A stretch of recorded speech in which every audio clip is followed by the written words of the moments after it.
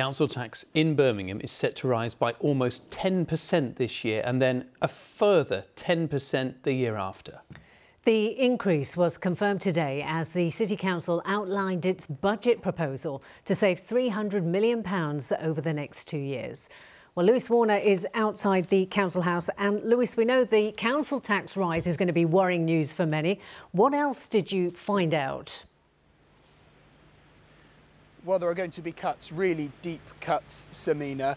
We know the council wants to save £100 million this year, another £100 million the year after. Just over an hour ago, we were given an outlining of what this budget proposal looks like. That £300 million in total that it wants to save. One think tank describing it today as the single largest budget cut any local authority has ever made. Let me just run through some of those figures for you. From the adult social care budget, £23 million will be gone. From the housing budget, another £6 million. The council thinks it will save money by negotiating the cost of Airbnbs. From the city operations budget, nearly £40 million is gone, and they reckon they'll save around £900,000 by dimming street lights.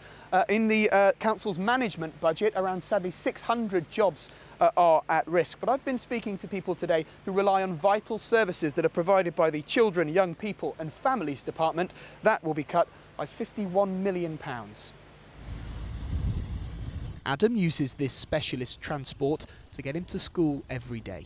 This morning, though, he was unaware that this vital service could soon disappear. OK, see you later. An alarming fact, putting fear into his family. When we saw him go for the bus this morning, you know, if that were to not happen, what would your lives be like?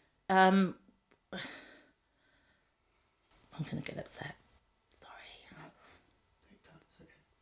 We're being told that the transport would be replaced with a bus pass or independent travel training or a personal transport budget. And it's about understanding that Adam is a really complex young man. He has severe learning disabilities, he has non-verbal autism, and he has epilepsy. How can you expect a young person with those significant needs to be able to access regular transport like everybody else? These services for families like mine are an absolute lifeline, and the impact on Adam's quality of life, it can't even be measured, because effectively you have imprisoned that young man in his home. Without that specialist transport, he is unable to go to college. Bye, Adam. Transport for people with special educational needs and disabilities is set to be cut as the council tries to balance its books, something the council leader today blamed on central government. Who is to blame for that? Because it's certainly not Sabia and it's certainly not her son. So I think this is symptomatic of the problems that we're seeing raging across local government in terms of the serial underfunding of big cities like Birmingham that's leading councils up and down the land to have to make some really, really difficult choices.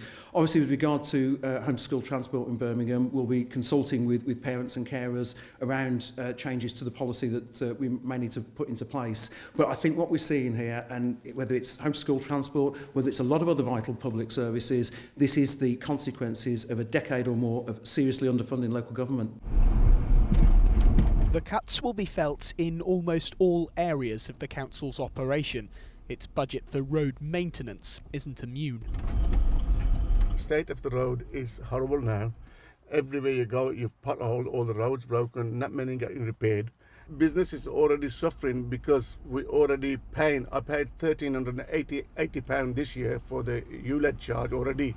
And if any more cuts and more repairs going to be on my cab, it's going to be like driving us out of business, basically. Do you accept, though, that it's quite unfair to ask people to pay more council tax in return for having fewer services? Absolutely hear that. This is a really difficult set of choices that we've had to make, and I don't think anybody would want to be in the position of having to make some of the cuts that we're now having to bring forward. But this is symptomatic of decisions that town halls, council leaders up and down the country are now having to make because of that raging forest fire, frankly, that we have in local government funding across this country. Lewis, when we see just some of the cuts there, you realise how painful this is going to be for residents. I suppose it's also pretty difficult for those having to make the decisions.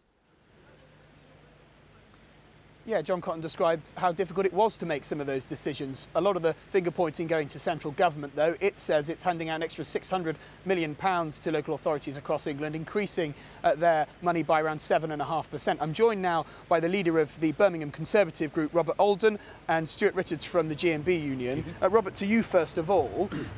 John Cotton's right, isn't he? The Conservatives have cut £1 billion from Birmingham City Council since 2010. You hold some responsibility for this.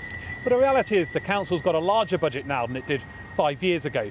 The auditors, the commissioners, the officers here, even the National Labour Party in their Campaign Improvement Board report last year have all said Birmingham Labour need to stop blaming others for the mistakes of their failures. So what the cause in here, Birmingham, while we all want to see more money for local government, is Labour's failure to pay staff correctly, causing a £760 million equal pay liability, a botched IT rollout of Oracle, which has caused £140 million to be spent on a £19 million budget and rising, and a failure to get a grip with their budget crisis of their own making quickly enough. You mentioned the equal pay bill, that's massive, around £760 million. We're not even talking about that really yet. This is just balancing the year-to-year budget, aren't we?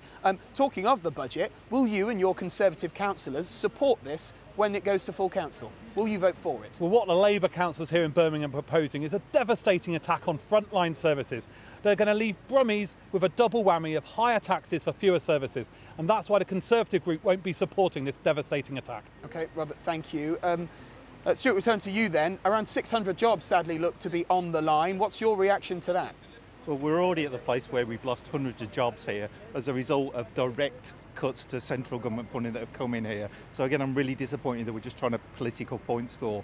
What we need is decent jobs that deliver frontline services. We're at the point where we're barely able to deliver statutory services, and this is going to push us over the edge if we're not careful. And you are balloting for strike action now, aren't you? We are currently balloting for strike action, yes. And that's something that we could very well see in the coming weeks. 600 jobs gone, and maybe council workers going out on strike too. This whole thing, the whole budget proposal, will be voted on in 2 weeks' time. Lewis, thank you very much. A very tough time ahead, quite clearly.